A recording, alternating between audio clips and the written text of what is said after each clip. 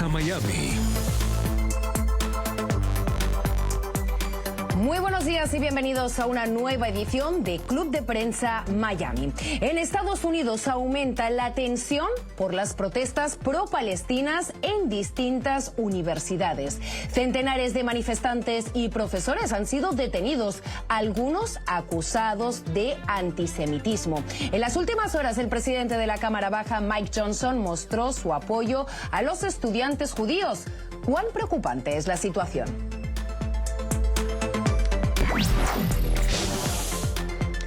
Y el expresidente Donald Trump se juega la inmunidad y su futuro judicial ante el Supremo de Estados Unidos. Los jueces, entre ellos 3 nombrados por el republicano, analizan si se le debe exculpar de sus intentos de alterar las elecciones. ¿Qué le espera al magnate? Y durante la celebración de la Cumbre Concordia de las Américas, NTN 24 habló con la congresista demócrata Debbie Wasserman Schultz sobre lo mucho que se jugarán los floridanos el próximo 5 de noviembre. Las declaraciones en tan solo minutos. Comenzamos.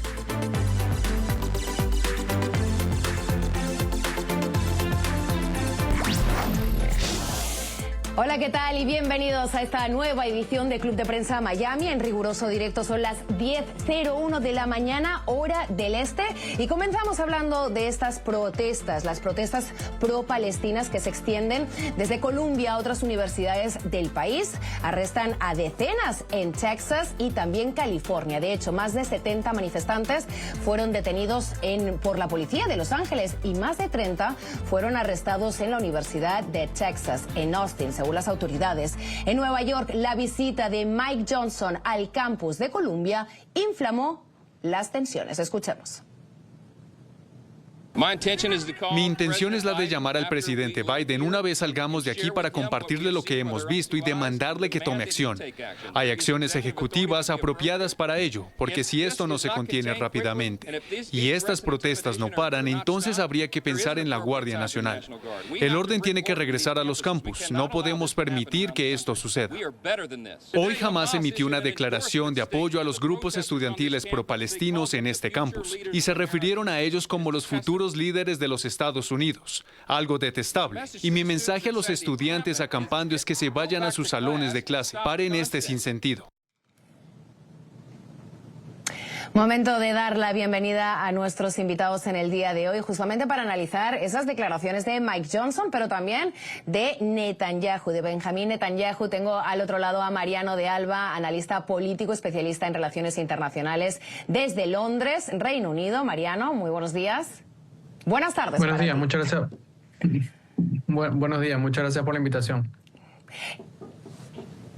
Y también tenemos a un amigo y compañero de la casa, José Pernalete, periodista de La Voz de América desde Miami, en Florida. ¿Qué tal estás? Buenos días. Alessandra, el equipo de producción, un gran abrazo también, y Mariano, a la distancia. Bienvenido. Muchísimas gracias. Pues comenzamos hablando de estas declaraciones de Mike Johnson y de estas manifestaciones que comenzaron tan solo en una universidad, pero se están extendiendo. Benjamín Netanyahu llamó a los manifestantes estudiantiles en Estados Unidos turbas antisemitas. ¿Qué opináis de esta escalada? José Pernalete, comienzo contigo. ¿Crees que son manifestaciones antisemitas, que está todo mezclado y que ya se está convirtiendo pues en un asunto político que está escalando cada vez más? La escalada política está prevista, sin duda que esto también hace rememorar décadas atrás escenarios en los que las universidades eran campos de protestas en contra de lo que era la guerra contra Vietnam.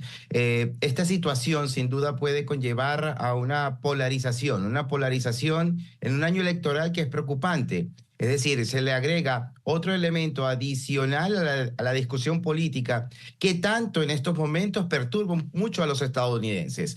La presencia de estos estudiantes dentro de los recintos estudiantiles, universitarios, de la manera como desafían la permanencia dentro de las áreas comunes, dando la imagen de esta resistencia pacífica, sin duda puede resultar en un elemento que en estos momentos para muchos puede significar, representar una pieza que pueda perturbar un poco la tranquilidad que tanto necesita el país.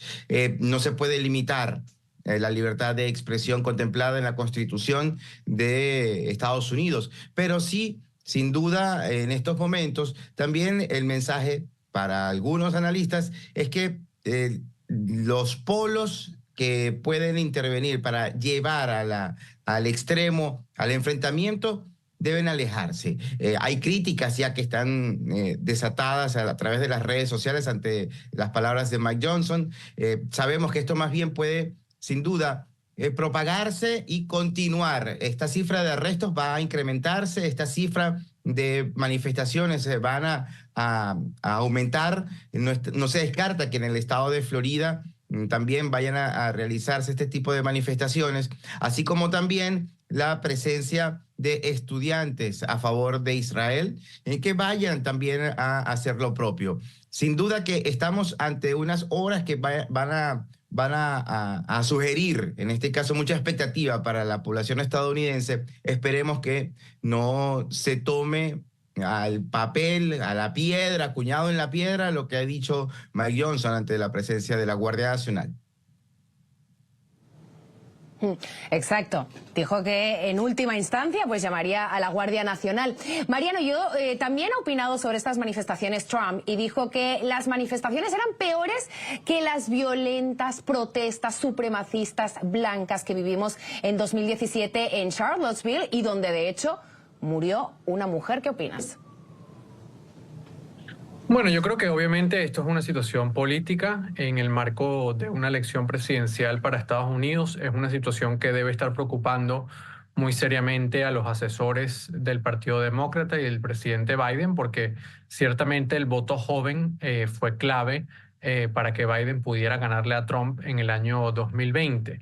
Y por lo tanto la política de Biden, la política de Estados Unidos con respecto al conflicto entre Israel y Palestina, está ocasionando molestia, está ocasionando decepción en mucha gente, pero especialmente entre algunos jóvenes universitarios, como lo estamos viendo, con respecto al presidente. Eso no significa necesariamente que esos jóvenes dejen de apoyar a Biden y pasen a apoyar a Trump, pero digamos que el apoyo que pudiese aglutinar Biden en el mes de noviembre con todos estos eventos va a sufrir. Y por eso es que vemos a Mike Johnson yendo ahí a la Universidad de Columbia en Nueva York para tratar de avivar el fuego, porque sabe que es una oportunidad para sacar rédito político. A mí me parece que la idea de enviar a la Guardia Nacional es un exabrupto, sin sentido. Eso pues yo lo he criticado en otros países de América Latina. Cada vez que se envía a fuerzas militares a recintos universitarios, creo que no es la vía para resolver los conflictos. Y por lo tanto aquí también estamos ante una discusión sobre el derecho a la libertad de expresión.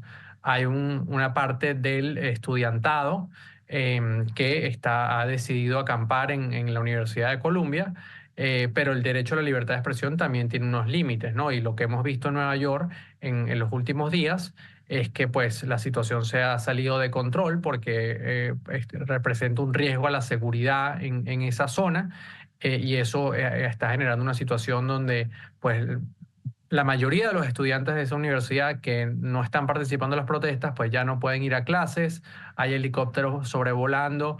Leí unas declaraciones de un estudiante que se está preparando para presentar sus exámenes de medicina diciendo que era imposible cerca del campus estudiar por la cantidad de sonido y digamos de las protestas, y por lo tanto creo que los estudiantes y los profesores y las autoridades universitarias deben tratar de buscar una solución, porque bueno, por un lado el estudiantado tiene derecho a manifestarse, pero también digamos hay otra parte de la comunidad estudiantil que pues quiere continuar viendo sus clases, y habrá también una parte de la comunidad estudiantil que no está de acuerdo con el apoyo a Palestina, sino que más bien se sentirán más identificados con la situación que vive Israel.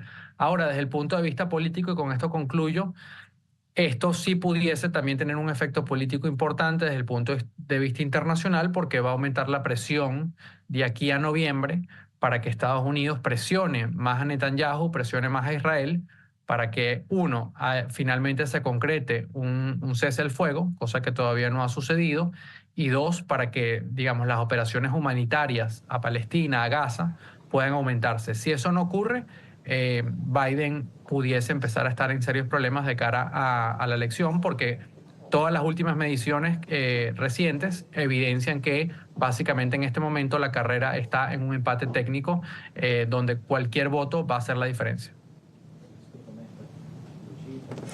Claro, creo que has hecho un resumen espectacular, Mariano, porque es encontrar el balance, ¿no?, entre garantizar la seguridad de los ciudadanos, de los estudiantes, pero preservar ese derecho de poder manifestarse. Y en un año electoral, tú decías que Mike Johnson por eso fue para allá y que incluso pudiera, Biden estar perdiendo ese voto estudiantil, aunque tú muy bien lo has dicho, no necesariamente ese voto, digamos, que se va de Biden a Trump, pero sin lugar a dudas puede afectar a esos resultados del 5 de noviembre. José, la presidenta de la Universidad de Columbia incluso está luchando por mantenerse en su puesto en medio de llamadas a que renuncie. ¿Crees que eso puede pasar? Y luego me gustaría que me dieras tu opinión en relación a eso, en relación a cómo Biden va a seguir en esta campaña electoral en mitad de esa presión, ¿no? Porque está nadando como entre dos mares de apoyar a Israel, pero al mismo tiempo se juega el perder muchos votos. La presión en estos momentos de la opinión pública sobre las autoridades estudiantiles, universitarias, sin duda que va a generar un área de, primero, especulación. Especulación porque sabemos que este tipo de manifestaciones pueden estar incluso, muchas de ellas organizadas desde el punto de vista de prolongarlas en el tiempo con la perspectiva de la factura política. No podemos decir que es coincidencia, no podemos inferir que se trata de una planificación para sacarle provecho para la factura electoral, pero genera mucha suspicacia. No hay evidencia que pueda decir, que pueda sugerir que esto precisamente se pueda perpetuar por varias semanas para generar este tipo de molestia. Pero sabemos muy bien que hay intereses detrás de las genuinas intenciones de los muchachos, que sin duda durante esa época de exploración intelectual y activista pueden también ser tentados por algunos intereses que van más allá de la manifestación per se, que van más bien para generar esa piedra de discusión, esa piedra de incomodidad, ese obstáculo para que se continúe el debate en situaciones que de verdad afectan también a los estadounidenses, como que la inflación, como la migración, que son los elementos que también van a llevar dentro de la boleta los electores estadounidenses para el próximo mes de noviembre.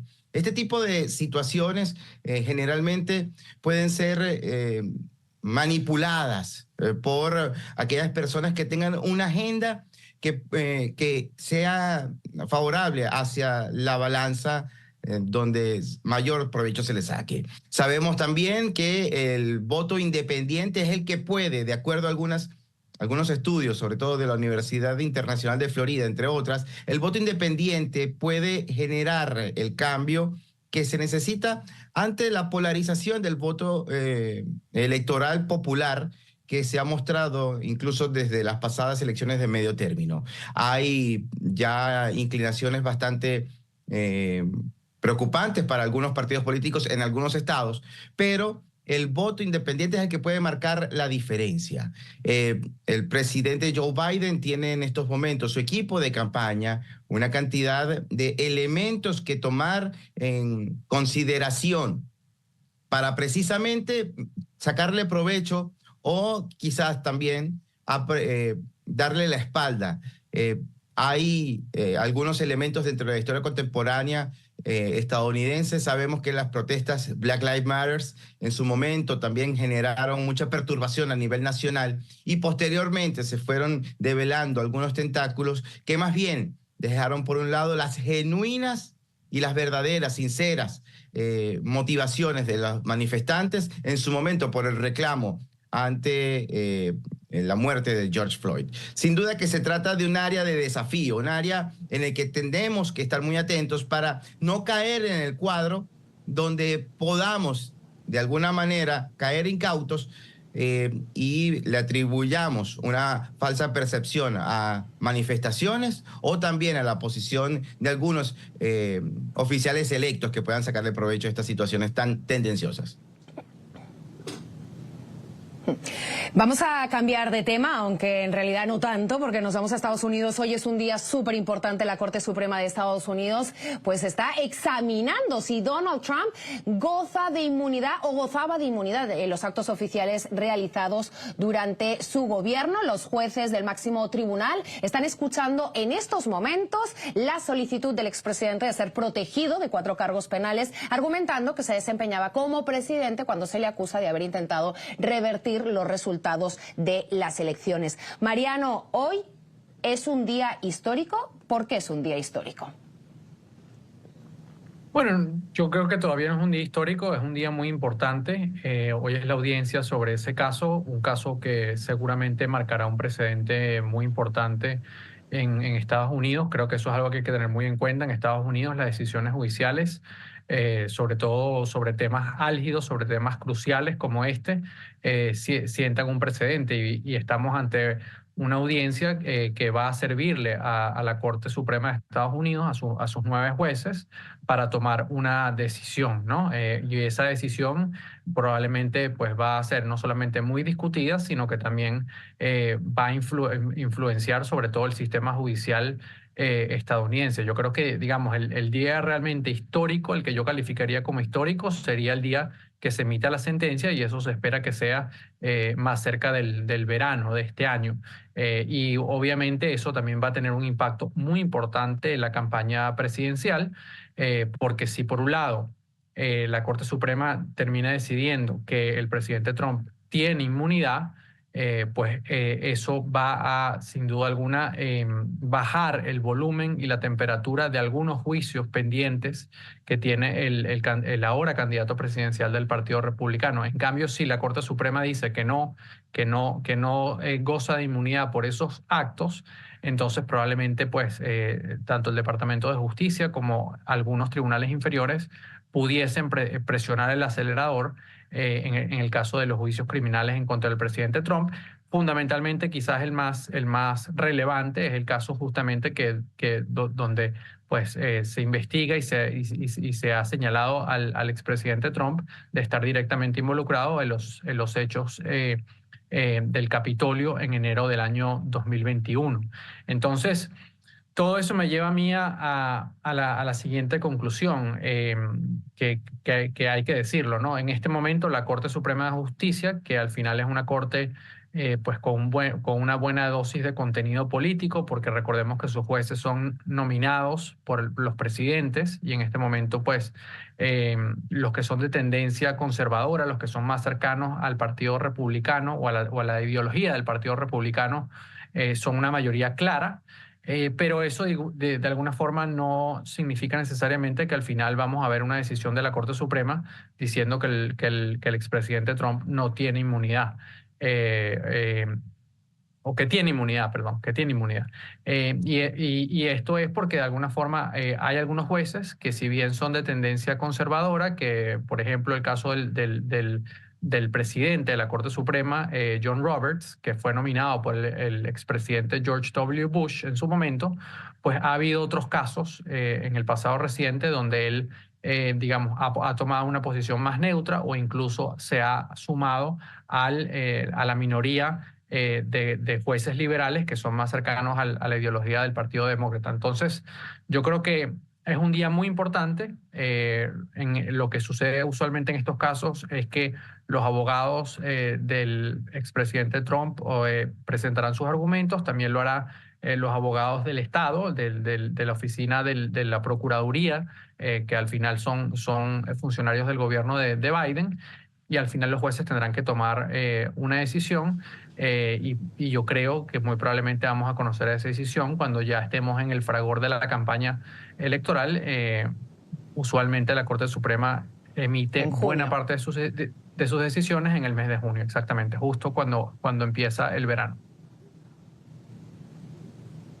Claro, es difícil que el juicio sobre el intento de robar las elecciones de 2020 se celebre antes de los comicios de 2024 y entonces si Trump gana en las urnas podría incluso retirarse los cargos o autoindultarse. Mariano, no dijiste muy claro si tú crees que van a decir que va a ser inmune o no. No sé si, José, si tú tienes una idea más clara atendiendo a todos los argumentos que ha dado Mariano, sobre todo que es un Tribunal Supremo de los cuales 3 jueces fue nombrado directamente por Trump.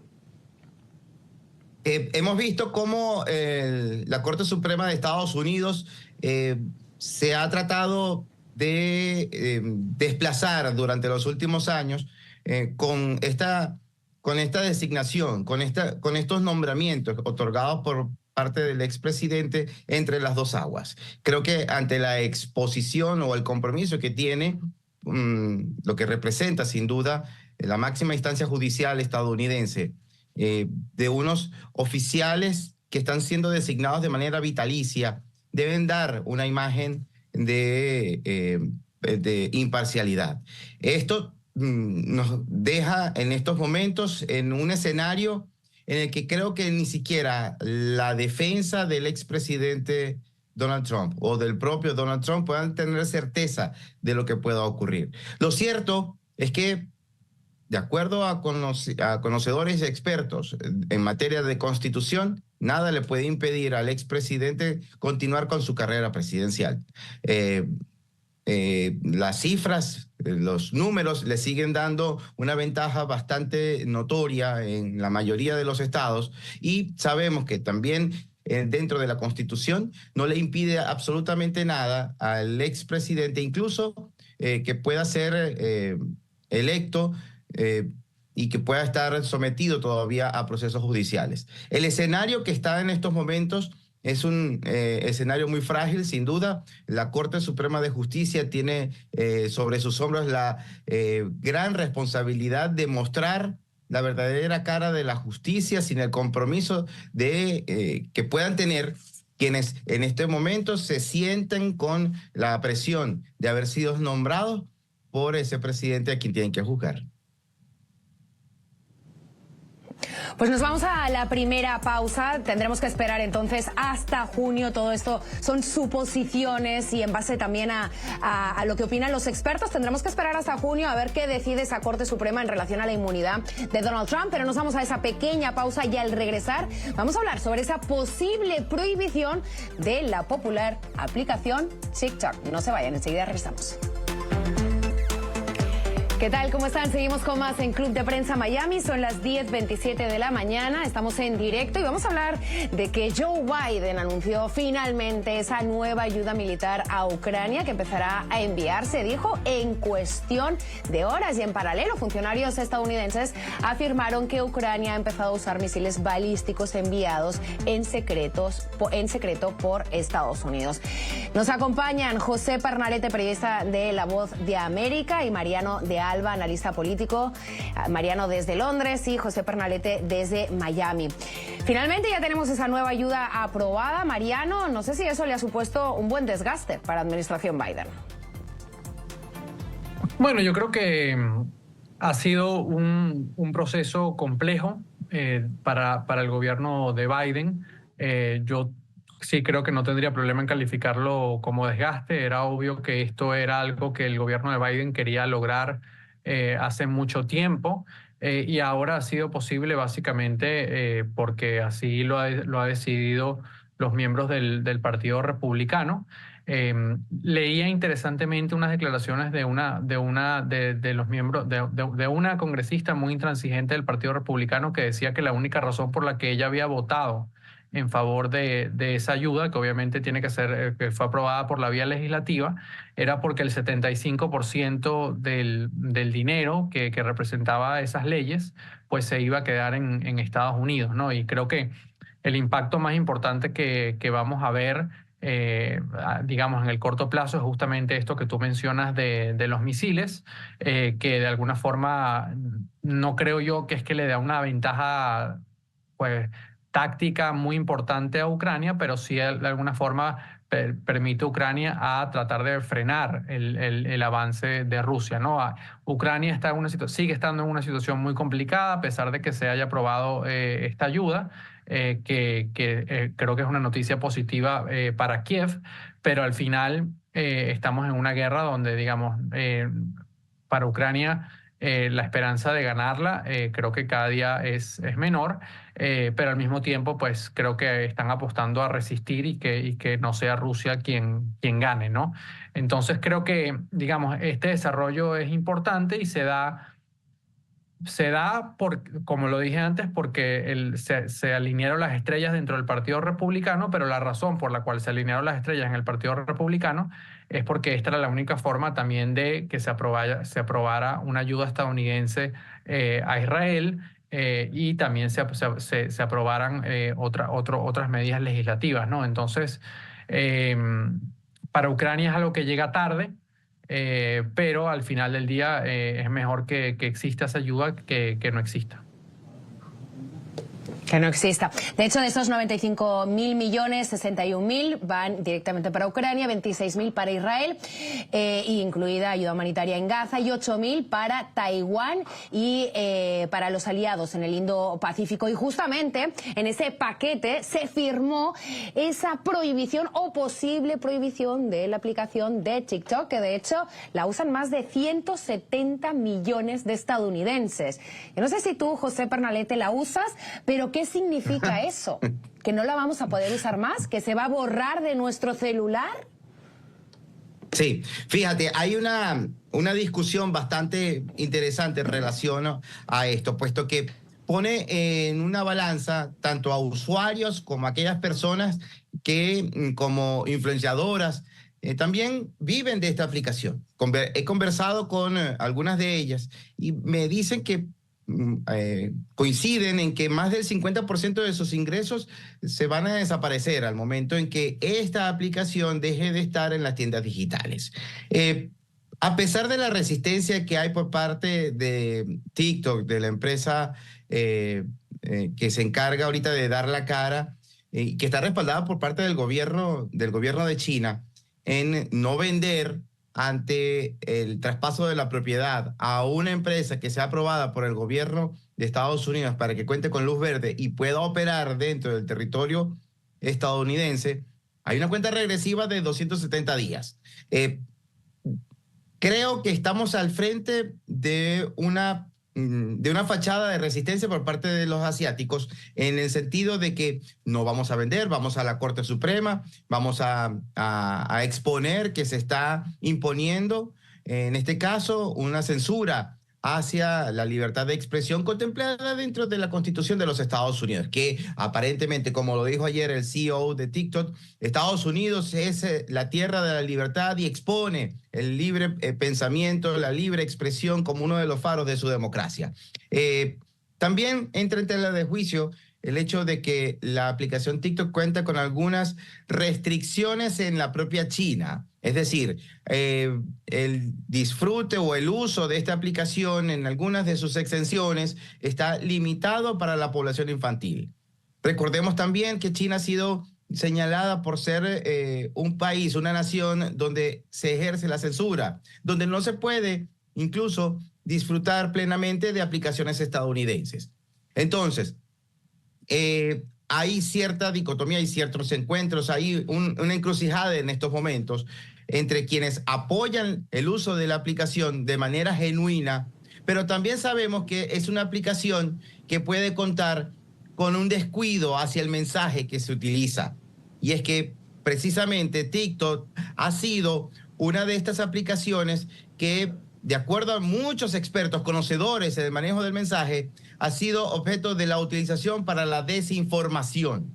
Y entonces es allí sobre donde pudiésemos opinar si haría falta o no esta aplicación dentro de las tantas herramientas que tenemos para mantenernos informados. Depende del cristal con que miremos a la aplicación.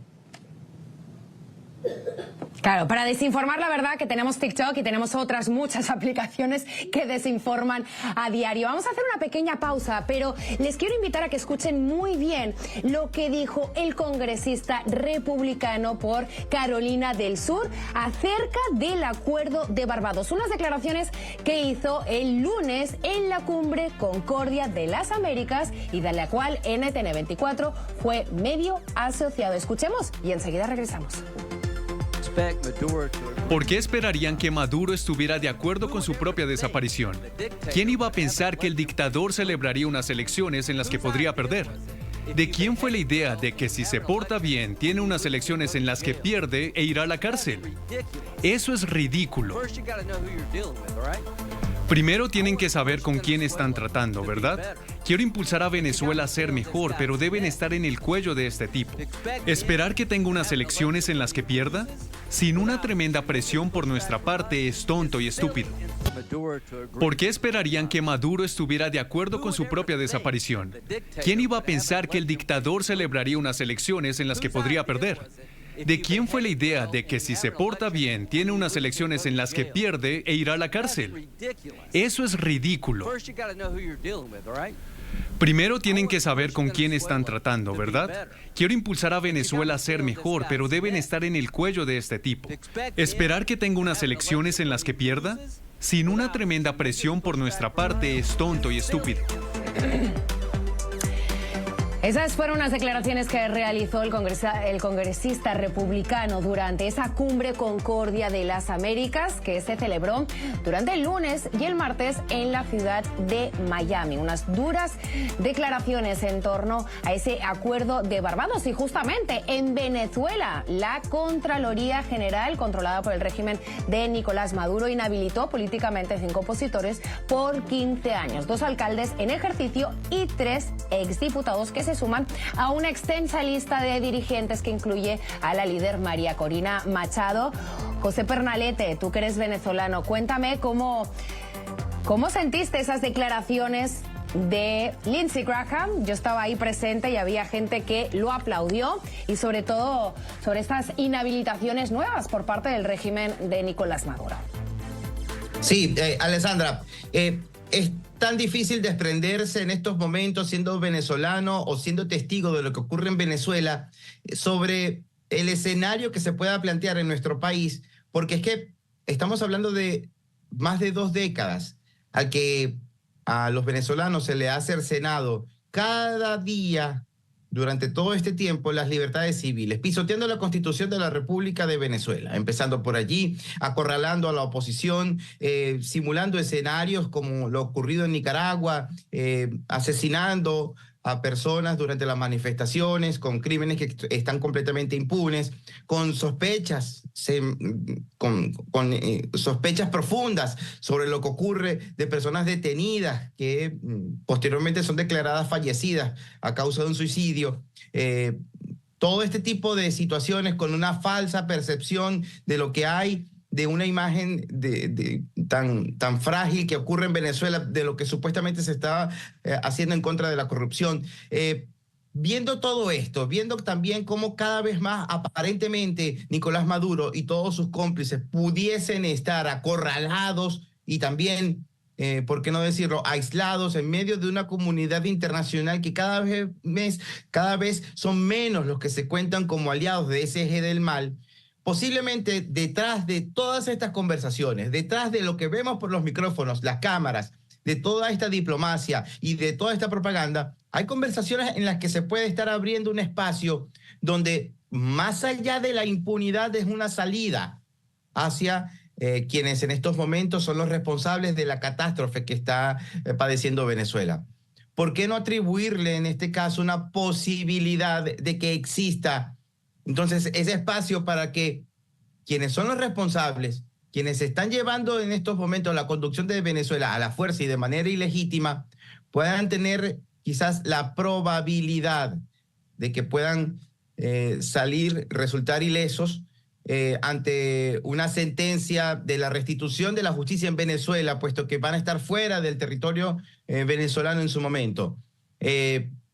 Yo también estoy de acuerdo con la poca credibilidad a que escenarios como estos ocurran. Pero, ¿qué otra esperanza o qué otro escenario tenemos los venezolanos? La única probabilidad que hay en estos momentos es por la vía pacífica a través de esas elecciones. Son elecciones que las ha conducido Maduro a través de un túnel en el que más nadie pueda participar sino lo que él decida para ver quiénes pueden ser sus oponentes. Pero ya llega un momento en que no puede torcer la barra y llevarla hacia su propio provecho.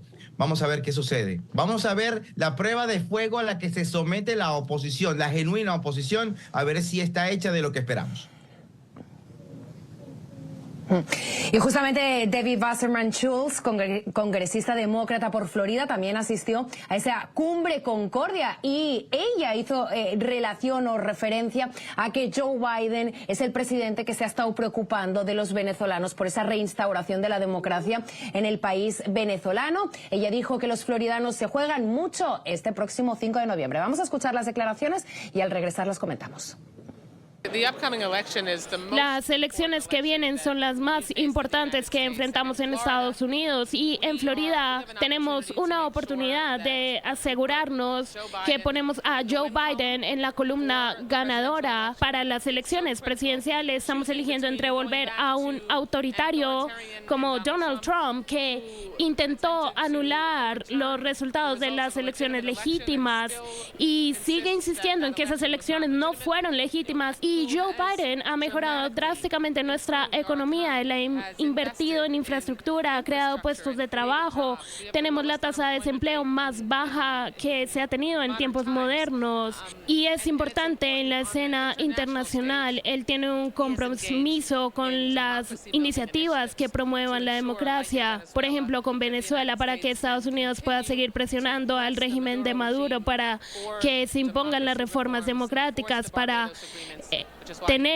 impulsar el acuerdo de Barbados y para volver a imponer las sanciones a Venezuela como debía haber hecho.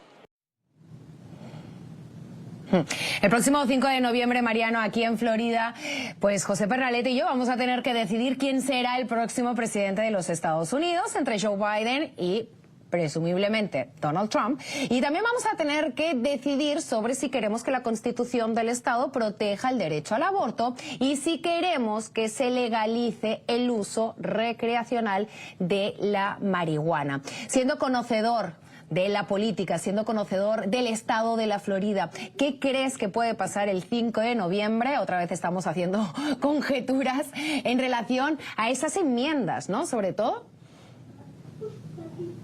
Bueno, yo creo que es muy claro que en el estado de Florida la gran probabilidad es que salga electo como presidente Donald Trump.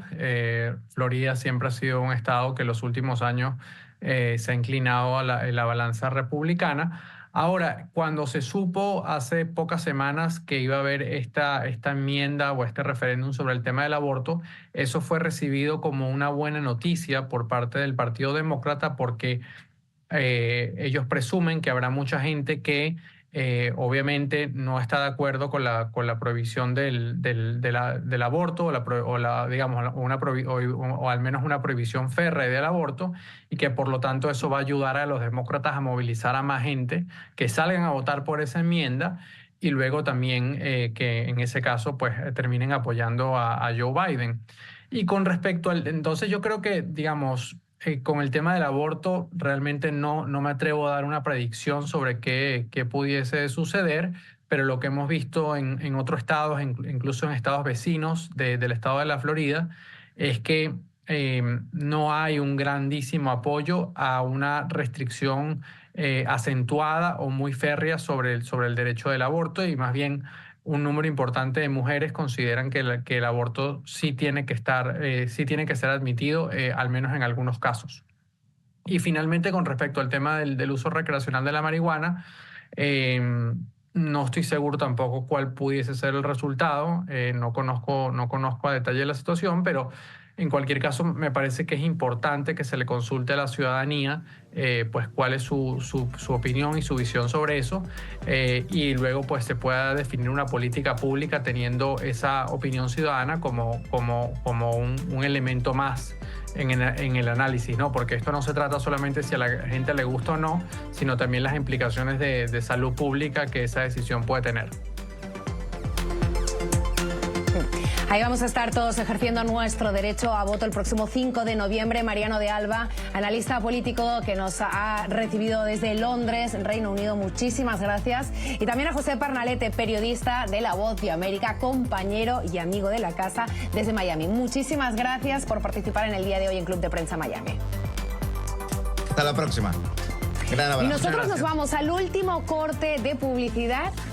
Muchas gracias. Nos vamos al último corte de publicidad, pero al regresar volvemos con una información muy útil para todos los latinos de aquí, de Estados Unidos, con la consulta migratoria. No se vayan, enseguida regresamos.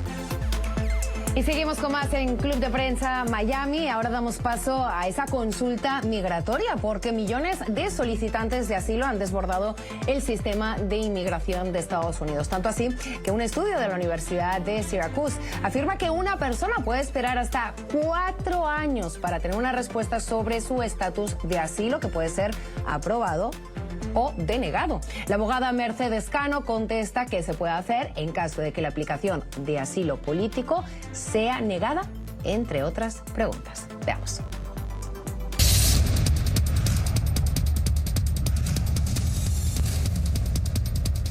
Hola, soy Alexandra Colonamil. Bienvenidos a Consulta Migratoria, donde resolvemos sus dudas sobre la inmigración en Estados Unidos.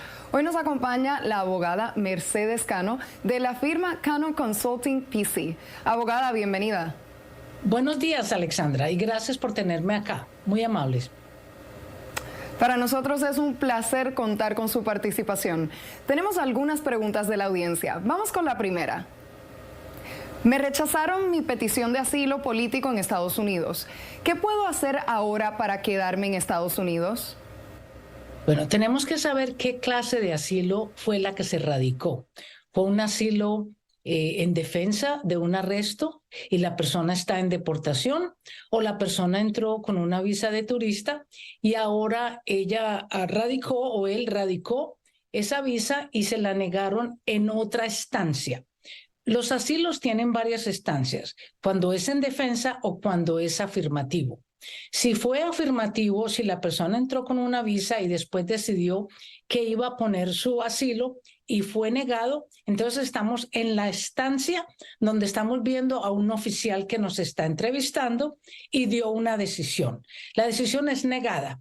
Entonces, en unos 30 días vas a recibir por correo físico y virtual una invitación para que te presentes frente al juez de inmigración. Ya estaremos ahí frente al Departamento de Justicia, ya eso es otro proceso y deberías de buscar quién te pueda ayudar, ya sea si tienes los fondos para un abogado, sería ideal, o si no para una organización que te pueda representar allí. Muchas gracias, abogada Cano. La segunda pregunta también tiene que ver con el asilo político. Aquí va. ¿Puedo viajar fuera de los Estados Unidos si tengo un asilo político aprobado? Si está aprobado ya, sí. Por lo general se pide un permiso de salida, porque de la aprobación del asilo hay que esperar 1 año y 1 día para hacer los documentos, para someter los documentos para que la persona pueda obtener su residencia. Entonces, si la persona tiene que viajar a cualquier parte, menos al país de origen o al país donde está pidiendo protección. Si usted tiene que salir de emergencia, usualmente recomendamos solamente en casos de emergencia. Se busca un permiso de salida, te dan un pasaporte temporal y entonces puedes salir a hacer alguna vuelta o alguna cosa de emergencia a otro país, pero no se sugiere al país donde uno está pidiendo protección. Gracias a la abogada Mercedes Cano y a ustedes por seguir participando en Consulta Migratoria. Recuerden que pueden enviarnos sus preguntas al correo electrónico que aparece en pantalla. Soy Alexandra Colonamil. Hasta una próxima ocasión. Muchísimas gracias por esa consulta migratoria. Son las 10:59 de la mañana de este jueves 25 de abril. Esto es todo de mi parte. Desde Club de Prensa Miami les deseo un feliz jueves y que estén muy atentos a toda la programación de NTN 24, el canal de las Américas. Me despido ya. Hasta el próximo jueves.